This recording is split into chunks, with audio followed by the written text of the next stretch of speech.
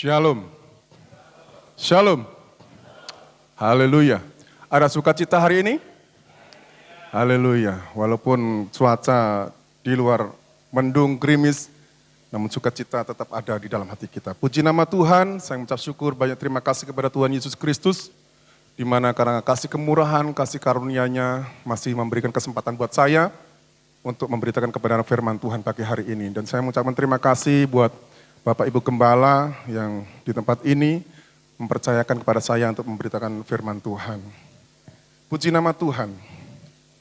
Haleluya. Saudara, saya sungguh sangat bersyukur kepada Tuhan kalau hari-hari ini kita boleh melihat keadaan di sekeliling kita, keadaan di dunia ini semakin hari bukan semakin baik, saudara. Semakin hari semakin jahat.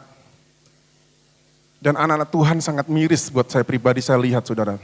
Kadang-kadang saya melihat begini, saudara. Banyak anak Tuhan yang mengaku namanya anak Tuhan, banyak orang Kristen, bahkan di seluruh dunia agama Kristen itu nomor 1, saudara. Mayoritas.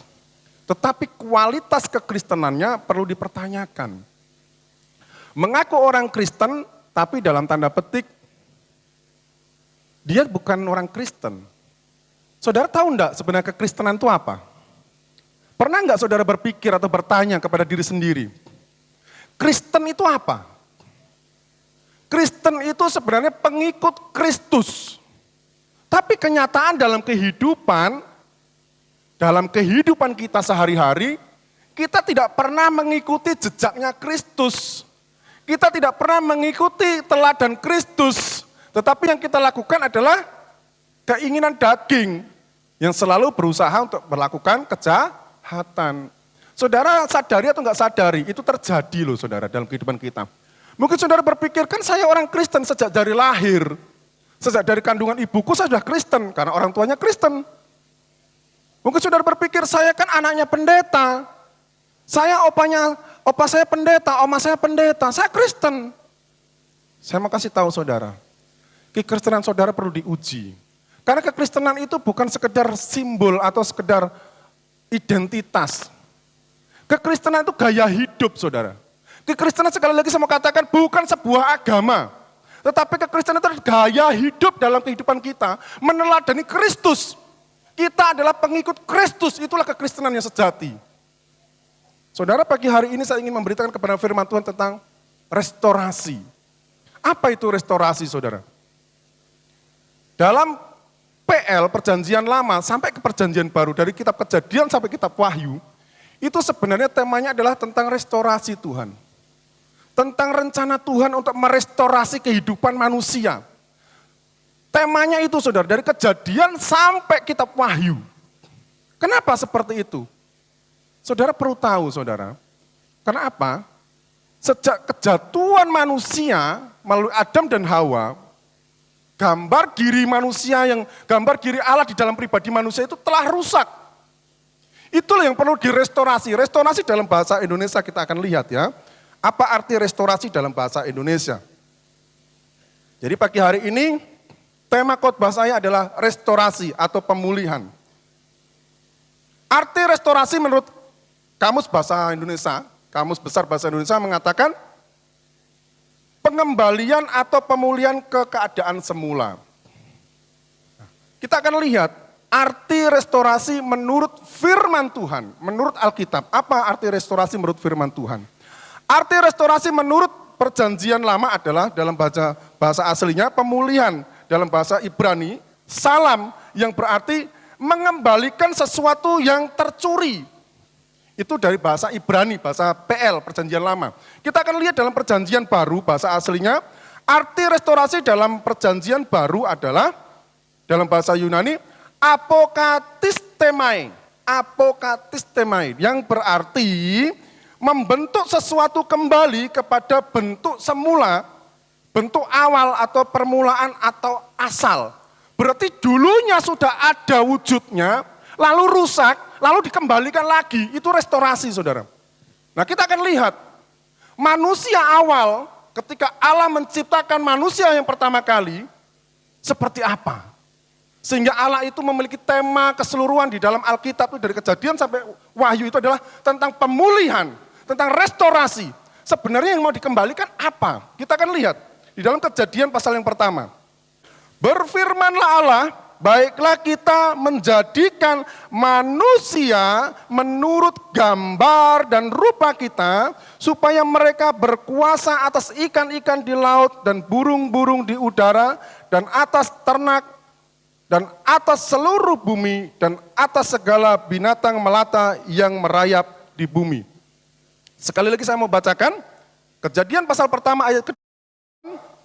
Berfirmanlah Allah, baiklah kita menjadikan manusia menurut gambar dan rupa kita. Ini yang pertama. Yang pertama, kejadian ini menceritakan kepada kita, manusia awal waktu diciptakan oleh Tuhan itu adalah memiliki rupa dan gambar seperti Allah.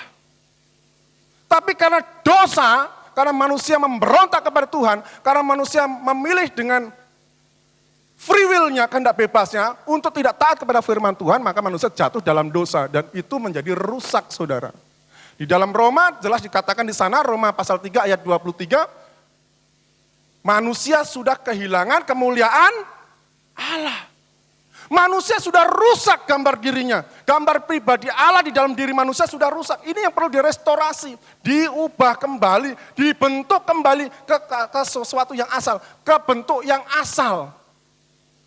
Nah, banyak anak-anak Kristen tidak mau dibentuk kembali, saudara. Karena itu sakit. Pembentukan itu proses.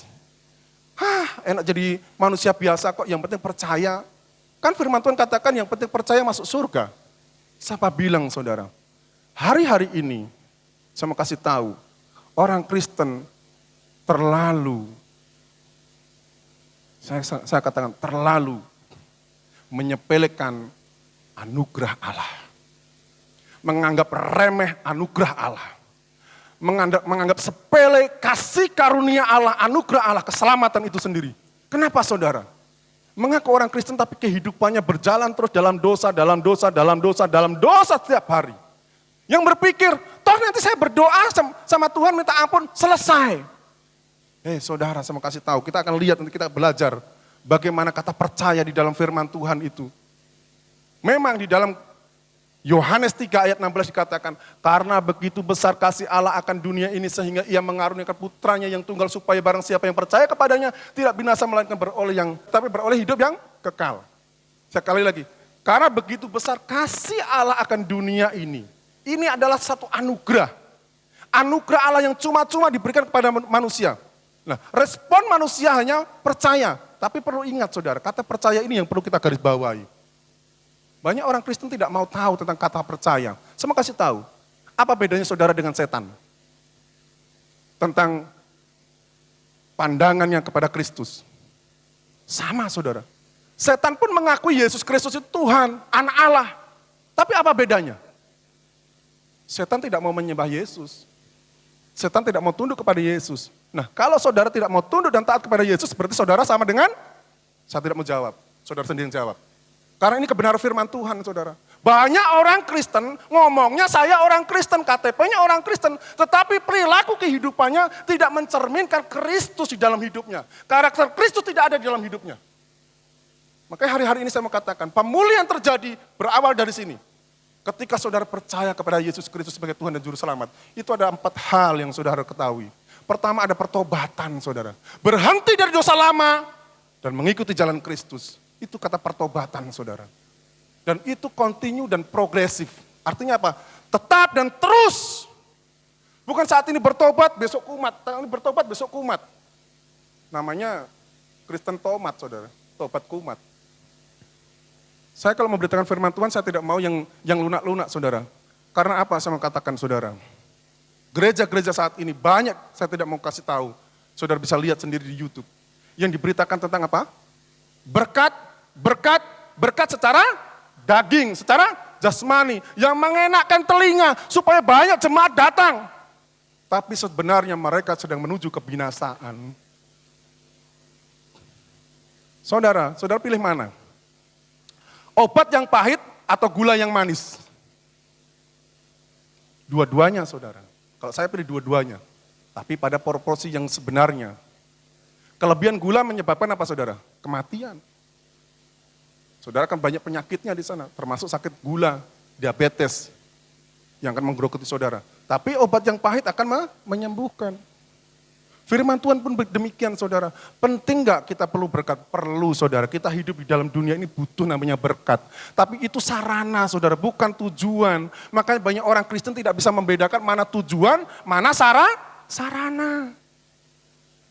Firman Tuhan sudah sangat jelas dikatakan, carilah dahulu kerajaan Allah dan kebenarannya, maka semuanya itu akan ditambahkan. Lah yang dicari malah tambahannya, bukan kerajaan Allah dan kebenarannya. Ini kan kebalik-balik saudara. Kekayaan itu sarana untuk saudara lebih dekat kepada Tuhan. Untuk saudara bisa dipakai Tuhan untuk membawa jiwa-jiwa, untuk menginjil, untuk memberitakan firman Tuhan. Melalui kehidupan saudara, saudara tidak lagi berpikir bagaimana besok makannya. Itu sarana saudara. Tapi kenyataannya itu menjadi sebuah tujuan dalam hidupmu. Saudara datang ke gereja ini saya mau katakan, tidak 100% mencari Tuhan. Tujuan datang ke sini pasti ada yang supaya saya diberkati. Saudara mau kasih tahu, saudara tidak harus pergi ke gereja ini, saudara tidak harus pergi ke gereja manapun, kalau hanya saudara mencari berkat, kekayaan. Kenapa saudara? Saya mau kasih tahu, Elon Musk, yang orang terkaya di dunia saat ini, yang kekayaannya triliun, bukan triliun lagi, kuadrat saudara. Itu ateis, tidak bertuhan. Kaya saudara. Saya mau kasih tahu, banyak orang kaya di luar sana itu tidak bertuhan, tidak percaya Yesus. Yang artinya di mana? Saudara tidak harus pergi gereja untuk menjadi kaya. Saudara kerja keras, itu saudara bisa menjadi kaya. Tapi kalau saudara pergi gereja, carilah Tuhan yang benar. Itulah motivasi yang benar saudara. Saudara di sini mungkin, oh haleluya, manggut-manggut, sampai di luar sana lupa apa khotbahnya, apa yang tujuan hidup saudara di sini. Maka saya kasih tahu, tujuan hidup saudara itu apa? Engkau datang ke gereja pagi-pagi, sudah berdandan dan sebagainya, datang ke sini untuk apa? Kalau hanya tujuanmu adalah materi, kehidupan sesaat, stop, saya katakan, percuma. Kita akan lihat endingnya nanti. Saudara tidak akan dikenal oleh Tuhan. Endingnya sangat tragis saudara, kita akan melihat nanti setelah saya semua materi. Jadi saudara pagi hari ini adalah temanya restorasi. Mengembalikan ke bentuk saudara yang semula sebelum saudara jatuh dalam dosa. Apa itu? Manusia yang semula memiliki rupa dan gambar Allah dalam pribadi saudara. Yang dimana saudara memiliki DNA-nya Tuhan. Yang dimana saudara memiliki karakternya Tuhan. Penuh belas kasihan. Apalagi karakter Kristus itu banyak sekali. Tidak sombong dan sebagainya. Banyak sekali karakter Kristus. Kalau kita lihat, kita baca di dalam Galatia sangat jelas di sana, buah roh dan sebagainya, itu salah satu karakter Kristus juga saudara. Itu yang kita pelajari nanti. Maka saya bilang, firman Tuhan pagi hari ini firman Tuhan yang hanya sekedar kulitnya saja saya mau bawakan. Artinya masih ada firman Tuhan yang kesenambungan untuk hal ini. Supaya saudara tahu, saya hanya ingin mengingatkan bahwa saudara perlu direstorasi, saudara perlu untuk dipulihkan. Karena saya lihat banyak anak Tuhan tidak mau dipulihkan. Lebih enak, ya yang penting datang ke gereja. Kan saya orang Kristen, supaya saya dilihat, oh itu loh taat ibadah, oh itu loh setia kepada Tuhan. Padahal di gereja dia nggak tahu pikirannya di mana. Kadang-kadang kita percaya kepada Tuhan. Kalau ditanya, kau percaya Yesus? Percaya. Kau percaya Tuhan? Percaya. Tuhan ada? Ada. Tapi dosa masih kita lakukan. Kita nggak ingat waktu kita berbuat dosa itu ada Tuhan yang melihat. Saya masih ingat, waktu kecil, sekolah minggu ada lagu sekolah minggu.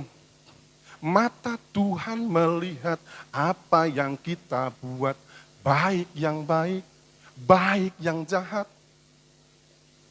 Sebab itu hei kawan, jangan berbuat jahat. Tuhan melihat. Tapi apa yang saat ini terjadi? Toh orang lain tidak lihat kok. Papa saya nggak lihat, mama saya nggak lihat, om saya nggak lihat, tante saya nggak lihat, kakak saya nggak lihat, semua orang nggak lihat. Only God know katanya.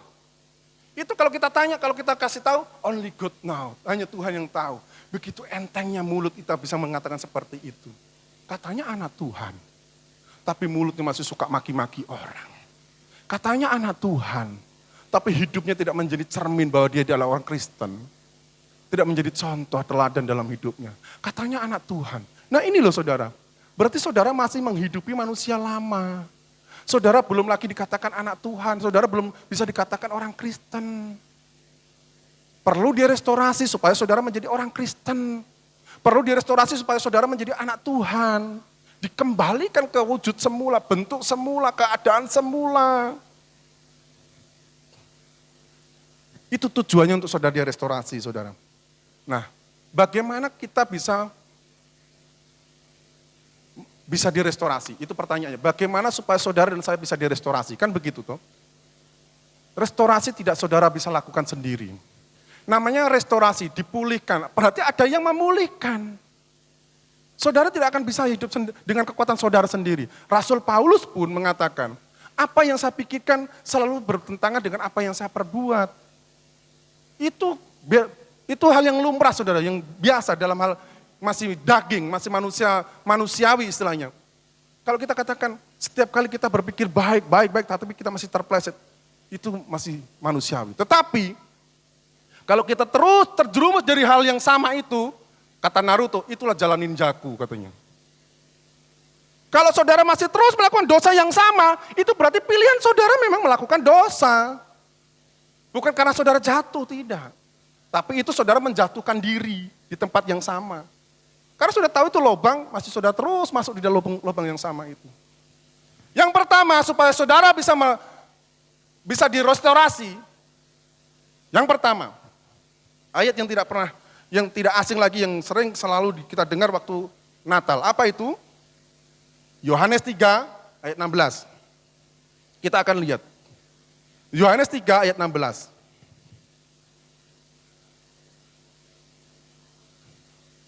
Apa kata Yohanes di sana? Dalam Injil Yohanes pasal 3 ayat 16.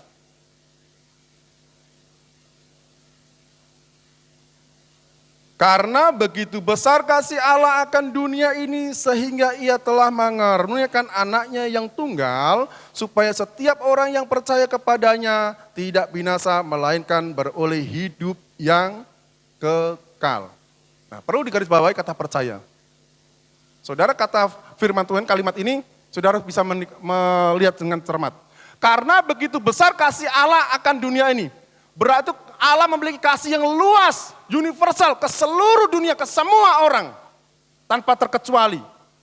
Bahwasanya untuk selama-lamanya kasih setianya, dari dulu sampai selama-lamanya, itu kasih Allah. Perlu kita ingat-ingat, kasih Allah untuk selama-lamanya. Tetapi, kasih Allah ini terbatas hanya bagi, kita baca,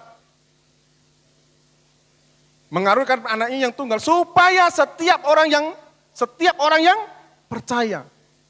Terbatas bagi hanya orang yang percaya. Jadi saudara, kata percaya di sana itu ada memiliki 4 unsur saudara. Apa itu? Kata percaya itu memiliki 4 unsur. Yang pertama adalah pertobatan.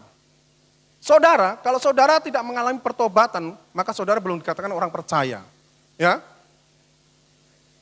Yang kedua, taat.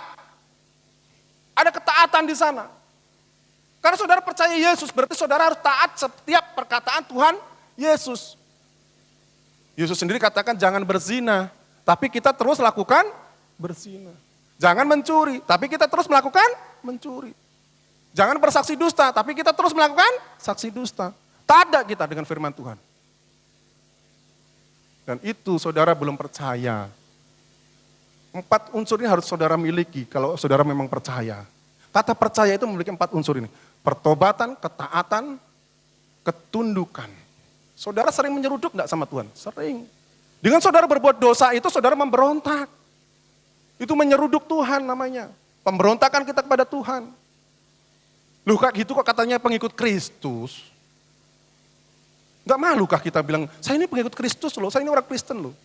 Coba kita cek masing-masing pribadi. Sudahkah saudara menjadi pengikut Kristus? Cek masing-masing pribadi saudara. Maka saya bilang, kekristenan itu bukan gampangan saudara. Kekristenan itu memang anugerah.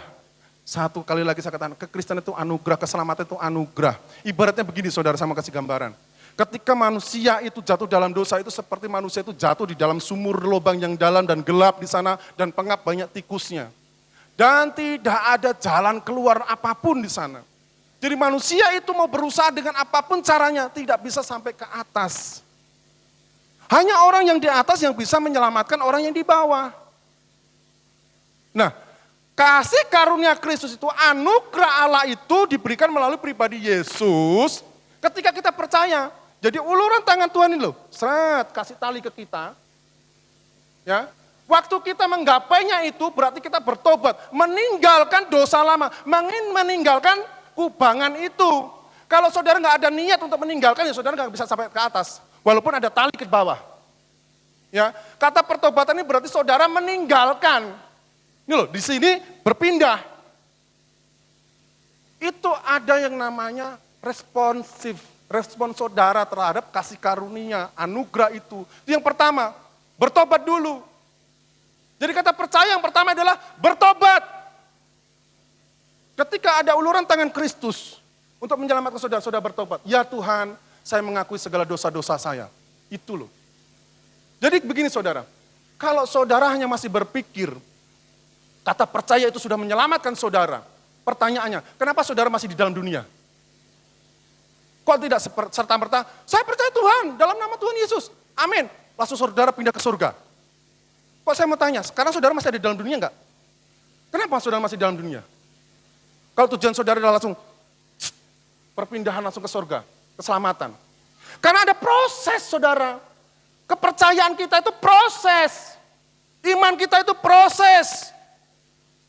Ketika kasih karunia diberikan, kita respon. Pertama adalah bertobat. Kedua, instruksi dari Tuhan. Hei, kamu tinggalkan dosamu. Ya Tuhan, itu namanya taat. Pegang itu talimu, itu perintah. Tunduk. Yang keempat, setia. Pegang terus ya sampai kamu nanti sampai ke atas. Ya Tuhan, apapun yang dialami goncangan di dalam sumur itu, entah dia terbanting ke kanan ke kiri, dia tetap setia sampai di atas. Ini loh yang tidak dimiliki pengertian oleh orang Kristen. Dan tidak pernah diajarkan sama hamba Tuhan manapun. Kadang-kadang, maaf kata saya bilang, yang diajarkan cekoki sama hamba Tuhan sekarang ini di gereja-gereja besar adalah materi secara duniawi. Menjerumuskan manusia ke dalam lubang yang sama. Seolah-olah dia percaya, padahal dia belum berpindah. Masih ada dalam kubangan sumur gelap itu saudara. Apalagi sekarang ada yang namanya over grace, kasih karunia yang berlebihan. Yang penting percaya saat sudah selamat. Tidak ada konsep itu di firman Tuhan saudara. Konsep firman Tuhan itu dari Kejadian sampai Wahyu itu ada proses saudara. Pemulihan, restorasi saudara. Kadang-kadang ini yang membuat saya kadang-kadang nangis saudara. Saya pernah ngobrol dengan Mas David, saya bilang, semakin banyak tahu, semakin banyak hal yang tidak bisa saya perbuat. Saya sedih. Dan saya masih ingat beliau, Bapak hamba Tuhan di sini, Bapak Gembala, mengatakan kepada saya, siapa diberi lebih, dituntut lebih. Ini loh Tuhan, ketika saya mengerti firman Tuhan, saya diperlihatkan itu. Saya menangis saudara, banyak saat ini saya lihat anak-anak Tuhan sedang terseret ke sana saudara. Dia tidak mengalami perubahan dalam hidup karena konsep pikirnya yang keliru. Tidak ada pengertian tentang pertobatan, tidak ada pengertian tentang kata percaya itu loh. Setiap tahun kita mengikuti, setiap tahun kita merayakan Natal, tapi tidak mengerti kata percaya di sana. Makanya pagi hari ini saudara saya mau khotbahkan ini keras. Saudara tidak senang dengan saya tidak apa-apa, yang penting saudara selamat. Haleluya. Itu yang pertama saudara, cara untuk kita direstorasi. Supaya Tuhan merestorasi saudara, pertama adalah saudara percaya kepada Tuhan Yesus. Ada 4 unsur. Ada pertobatan, tinggalkan dosamu. Ada ketaatan di sana. Engkau tetap taat kepada Tuhan apapun itu bentuknya. Perintah Tuhan. Tetap tunduk kepada Tuhan. Sekalipun itu harus keras firman Tuhan. Dan tetap setia apapun keadaanmu. Kalau engkau mau mengiring Yesus. Kalau engkau mau diselamatkan. Yang kedua. Saudara harus mengalami metamorfosis. Saudara harus mengalami transformasi. Saudara harus mengalami namanya Roma pasal 12. Roma pasal 12 ayat yang pertama sampai yang kedua. Saya akan baca di depan saja.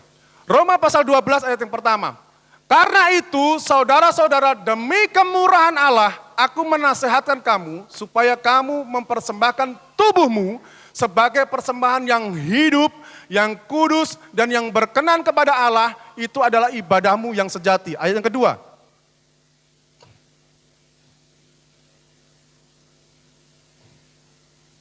Roma pasal 12 ayat kedua. Janganlah kamu menjadi serupa dengan dunia ini, tetapi berubahlah oleh pembaharuan. Di situ kurang lengkap, saudara, kalau terjemahan LAI. Seharusnya ada kata akal di sana kalau dalam bahasa aslinya. Dalam tanda kurung akal. Oleh pembaharuan akal budimu, sehingga kamu dapat membedakan manakah kehendak Allah, apa yang baik, apa yang berkenan kepada Allah, dan yang sempurna. Sekali lagi. Janganlah kamu menjadi serupa dengan dunia ini, tetapi berubahlah. Kata berubah di sana memakai kata bahasa aslinya metamorfose. Saudara tahu dalam bahasa metamorfose, kalau saudara pernah sekolah, anak SMA, apa itu metamorfose? Perubahan bentuk. Metamorfose yang sempurna apa, saudara? Kalau kita sering belajar itu, kupu-kupu. Saudara lihat kupu-kupu. Kupu-kupu itu dari telur menjadi ulat, ulat menjadi kepompong, kepompong menjadi kupu-kupu. Satu proses di sana, saudara. Perubahan adalah suatu proses kehidupan yang saudara harus terus lakukan. Karena firman Tuhan, janganlah kamu menjadi serupa dengan dunia ini. Karena di ayat lain dikatakan, sangat jelas perbuatan daging atau perbuatan dunia itu, seperti daging itu, sangat jelas. Itu adalah dosa, saudara. Ya, janganlah kamu menjadi serupa dengan dunia ini. Karena dunia ini sudah menjadi kacau, saudara. Dunia ini sudah menjadi dalam tanda petik miliknya iblis. Ketika manusia jatuh dalam dosa, jadi hak kepemilikan itu sudah berpindah, saudara. Kalau saudara berbicara, kita gali lebih dalam belajar Alkitab. Jadi ketika manusia jatuh dalam dosa, hak kepemilikan dalam tanda petik itu berpindah kekuasaannya. Kalau kita lihat tadi dalam Kejadian pasal yang pertama ayat 28, sangat jelas.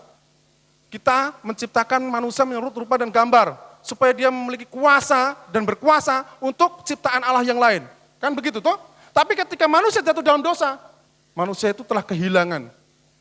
Nah, salah satunya dunia ini. Dunia terus mengalami kejahatan. Maka Tuhan bilang, jangan kau menjadi serupa dengan dunia. Tapi engkau harus mengalami perbaharuan akal budimu. Proses kehidupan.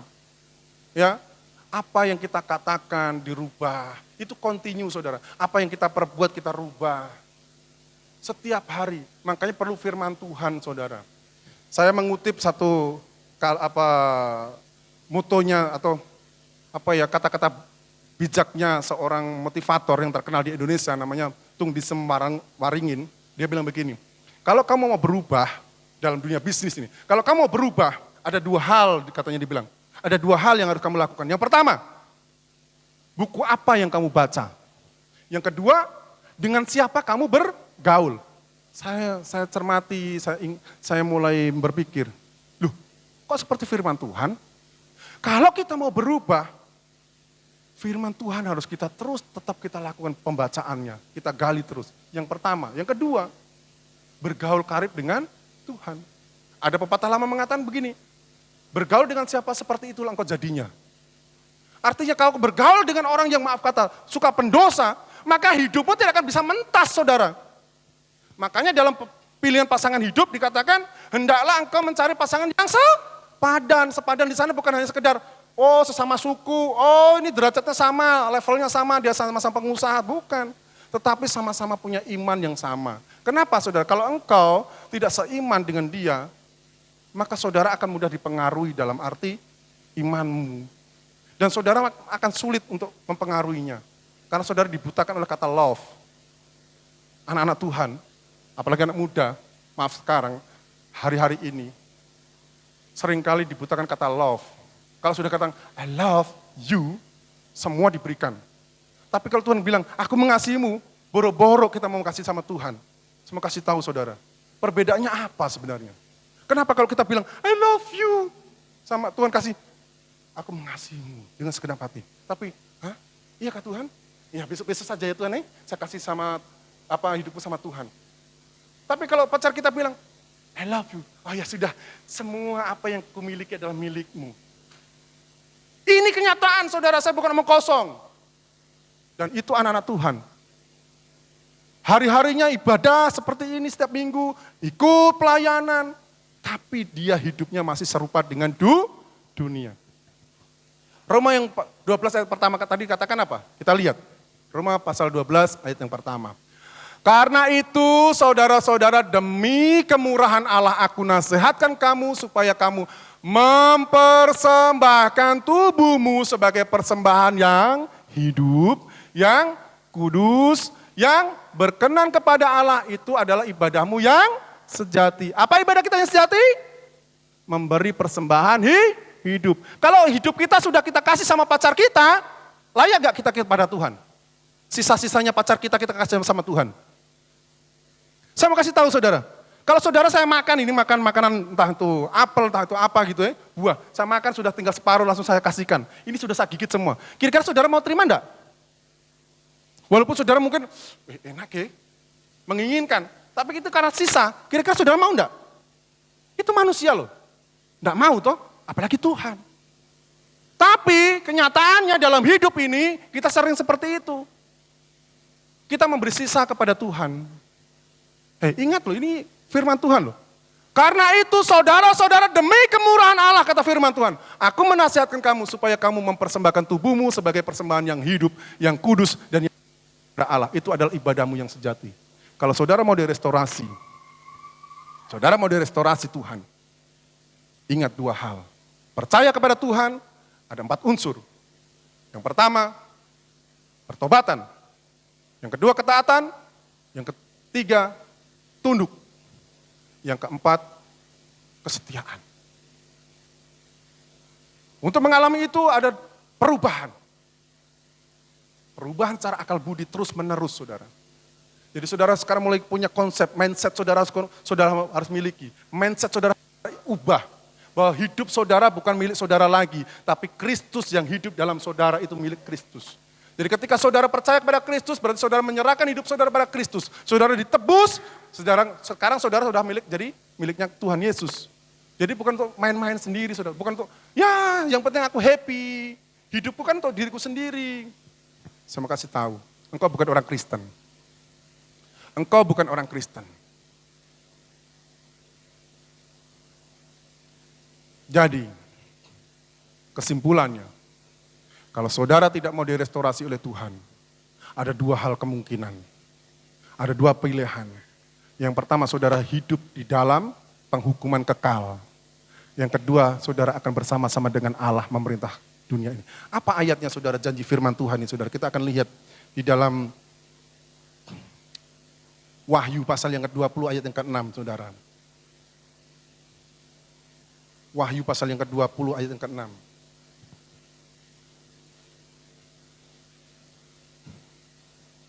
Wahyu 20 ayat yang ke-6. Berbahagia dan kuduslah ia yang mendapat bagian dalam kebangkitan pertama itu. Kematian yang kedua tidak berkuasa lagi atas mereka, tetapi mereka akan menjadi imam-imam Allah dan Kristus. Dan mereka akan memerintah sebagai raja bersama-sama dengan dia. Dia di sini adalah Tuhan Yesus Kristus. 1000 tahun lamanya. Ini janji yang pertama, saudara akan memerintah, dikembalikan kepada posisi semula. Apa posisi semula saudara? Saudara memiliki kuasa, saudara berkuasa atas ciptaan Allah yang lainnya. Saudara baca ulang tadi, Kejadian pasal pertama. Sama enggak dengan yang dijanjikan Tuhan ini?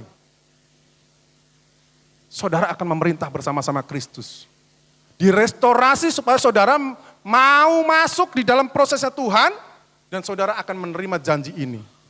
Saudara dengan Kristus akan bersama-sama memerintah. Itu janji kekekalan saudara. Hidup di dalam kekekalan bersama Tuhan, memerintah bersama Tuhan. Yang kedua penghukuman, kita lihat. Jangan saudara terus berpikir, yang penting kan selama ini saya mendengar khotbah-khotbah atau firman Tuhan kan, yang penting percaya. Lihat firman Tuhan ya saudara. Ini sangat mengagetkan buat saya pribadi saudara. Matius pasal 7, ini firman Tuhan yang dikatakan oleh Tuhan Yesus sendiri. Matius pasal 7 ayat 21 sampai 23. Apa kebenaran firman Tuhan yang hari ini saya ingin bagikan saudara. Supaya saudara memiliki hati untuk dibentuk saudara. Merespon firman Tuhan hari ini, jangan kau keraskan hatimu dan mulailah bertobat. Minta ampun kepada Tuhan dan katakan Tuhan aku siap direstorasi, aku siap dipulihkan. Kita akan lihat, kita akan baca. Matius pasal 7 ayat 21 sampai 23. Bukan setiap orang yang berseru kepadaku, Tuhan, Tuhan, akan masuk ke dalam kerajaan surga, melainkan dia yang melakukan kehendak Bapakku yang di surga. Ayat 22. Pada hari terakhir banyak orang akan berseru kepadaku. Sampai di sini.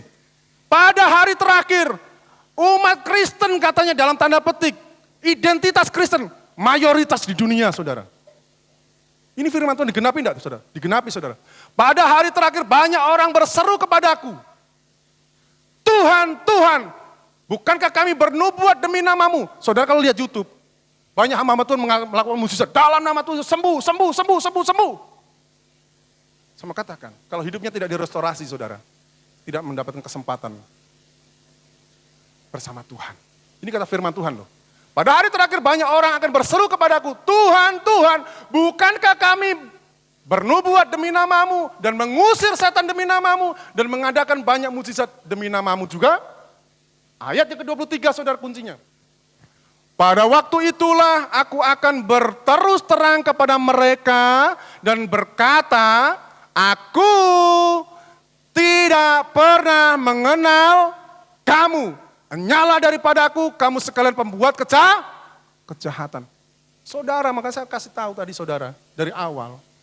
Kehidupan kekristenanmu kalau sampai hari ini tujuan keliru, saudara melakukan kesia-siaan, buang-buang waktumu pergi ke gereja, saudara. Toh pada akhirnya, pada endingnya saudara dibuang, dicampakkan. Tuhan bilang apa? Saya tidak mengenalmu. Saya tidak mengenalmu. Alangkah sakitnya saudara. Ketika saudara datang kepada orang yang saudara sayangi, dalam tanda petik. Lalu dia bilang, sorry ya, kau kan sudah mantanku. Kira-kira hati saudara bagaimana saudara? Itu baru manusia yang bilang kayak begitu saudara. Ini Tuhan yang ngomong. Saudara tiap hari, haleluya, loncat, loncat, loncat, loncat. Keluar dari sini, saudara hidup dalam daging lagi. Hidup dan seperti dunia lagi. Saudara tidak mau direstorasi. Saudara tidak mengalami perubahan dalam hidup saudara. Ini loh yang buat saya sedih saudara. Banyak yang mengaku orang Kristen tetapi tidak mau direstorasi. Tidak mau dikembalikan kepada kedudukan semula. Itu karena proses sakit memang saudara. Saudara harus menanggalkan kedagingan saudara. Saudara harus benar-benar mengalami pertobatan. Pertobatan itu kontinu saudara dan tetap terus saudara harus lakukan. Itu kenapa saudara masih hidup di dalam dunia ini. Karena itu sebuah proses saudara. Berbeda ketika saudara membaca kisahnya penjahat di sebelah kanan Tuhan Yesus.